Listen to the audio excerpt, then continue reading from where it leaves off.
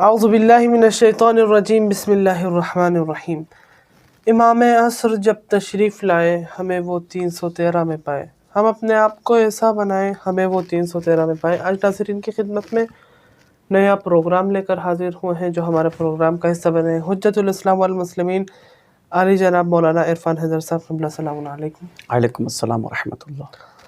قبلہ، اس بار کا سوال ویورز کی طرف سے آیا کہ اصحاب اور یاران امام زمانہ عجل اللہ تعالیٰ فرجہ الشریف کن صفات کے حامل ہوں گے؟ تو آپ اس کے اوپر تھوڑی روشنی فرمائیے۔ احسنتم۔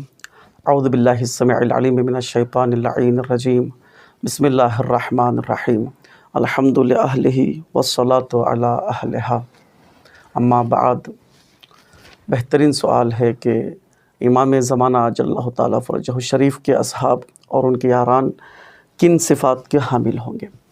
دیکھیے، مومنین کے صفات قرآن مجید میں جگہ جگہ پر بیان ہوئے ہیں۔ سورہ مومنین بھی پایا جاتا ہے اور سورہ مومن میں بھی، اس کے علاوہ جو ہے سورہ انفال کے شروعاتی آیات میں 5 صفات بتائے گئے ہیں، اور اس کے بعد 3 ان کے لیے جائزے رکھے گئے ہیں، انعامات رکھے گئے ہیں، مختلف جگہوں پر بتایا گیا ہے۔ ان سب کا خلاصہ ایک جگہ پر رکھا جائے، وہ یہ ہے کہ اصحاب امام زمانہ عجل اللہ تعالیٰ فرجہ الشریف اطاعت گزار ہوں گے، مطیع ہوں گے، یعنی اللہ کے اطاعت میں ہمیشہ کوشاں رہیں گے۔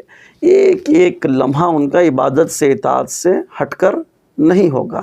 خود اللہ نے فرمایا ہے کہ میں نے جن اور انس کو خلق ہی نہیں کیا مگر کس کے لیے؟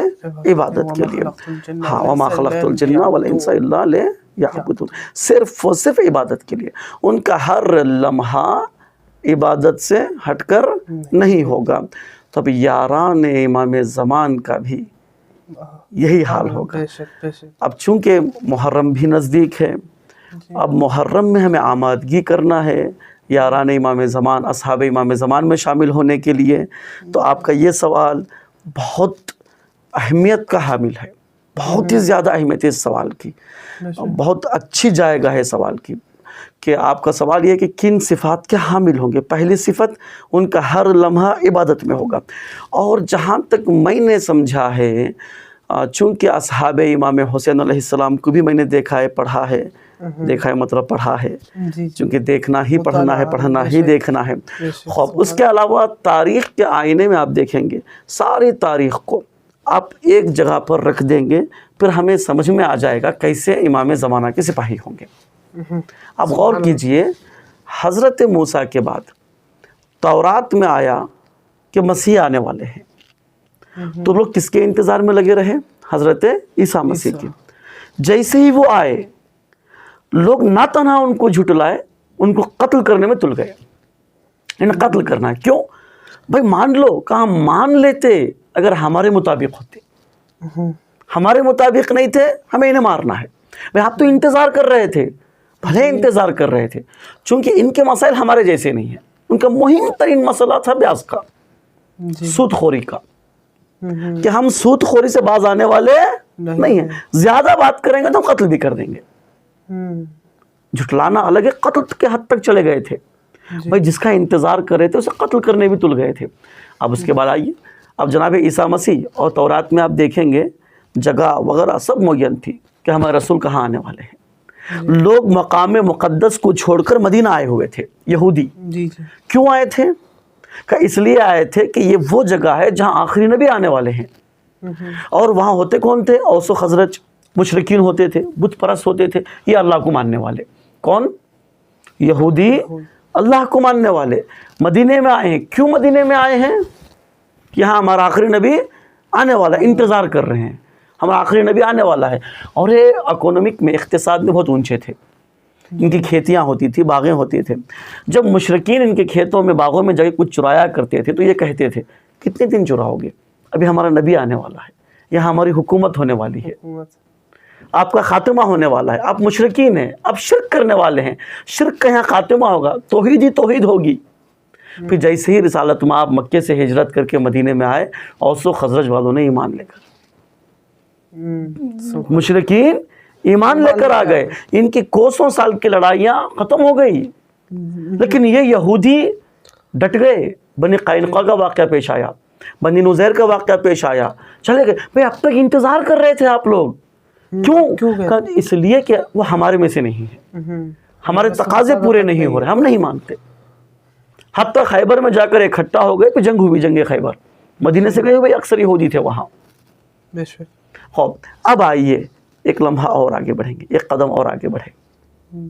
क्या एक कदम और कैसे? 30,000 लोगों ने खत लिखे मौला हुसैन को। मौला आप आ जाइए कूफा, 30,000 लोग। फिर मौला ने मक्के में क़याम का आगाज़ किया तो फ़ौरन कहाँ की तरफ रुख किया? कूफे की तरफ। क्यों मौला कूफे की तरफ जा रहे हैं? 30,000 खतूत है और जनाब मुस्लिम का इस्तिक़बाल, अब जाना है कूफा। 30,000 लोग खतूत लिखने वाले कूफे के करीब पहुंच गए तो कोई वहां पर मददगार नहीं पहुंचा। कितने लोग थे करबला में? कूफे से कितने लोग आए थे?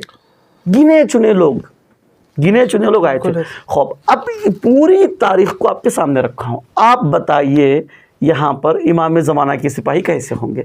मैंने जो समझा है वो इमाम ज़माना के सिपाही ज़मान शनास होंगे, मौक़ियत शनास होंगे।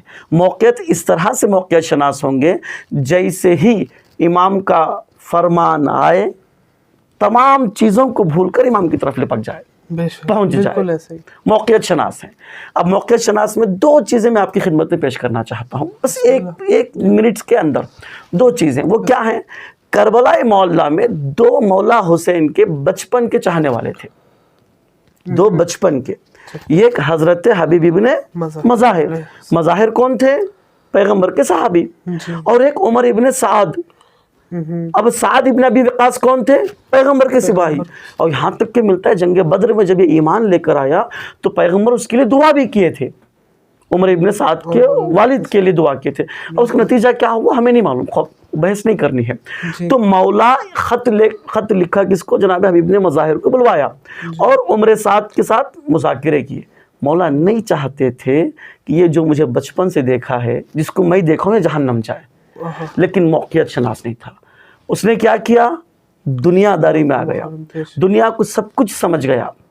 मौला ने कहा देख, जो तू समझ रहा है वो तुझे मिलने वाला नहीं है, जो तुझे चाहिए वो मैं दे दूंगा, तुझे क्या चाहिए वो मैं दे दूंगा। मौक़ियत शनासी। तव्वाबीन बाद में बहुत रोए, अब जन्नत जहन्नम वो बात का मसला है, लेकिन मौला हुसैन की यारान में नहीं आए। क्यों? मौक़ियत शनासी थे। इब्ने अब्बास से पूछा गया आप तो मुफस्सिर कुरान थे, आप क्यों करबला में नहीं गए? इब्ने अब्बास बहुत बड़ी शख्सियत हैं, क्यों आप करबला में नहीं गए?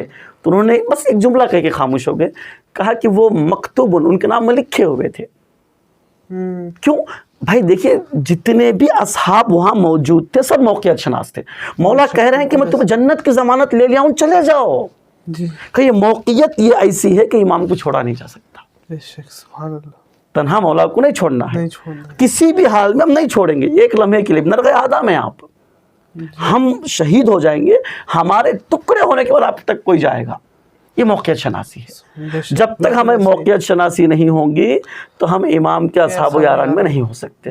बस हम आखिर में यही दुआ करते हैं, पालने वाले परवरदिगार, ये सारी तारीख़, ये सारी तमसील, इबरतें हैं, कुरान के वाक़यात, तारीख़ के वाक़यात इबरतें हैं। मालिक वमा अक्सरुल इबर वक़ल्लुल एतबार, कितने इबरतें हमारे सामने हैं लेकिन उससे फ़ायदा उठाने वाले बहुत कम हैं।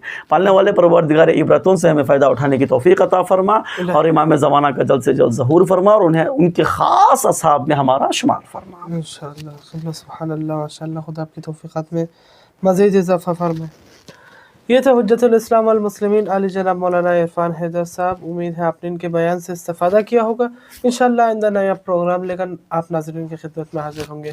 जब तक के लिए अपने मेज़बान रज़ा रिज़वी और 313 टीम को इजाज़त दीजिए। वस्सलामु अलैकुम व रहमतुल्लाहि व बरकातुहू।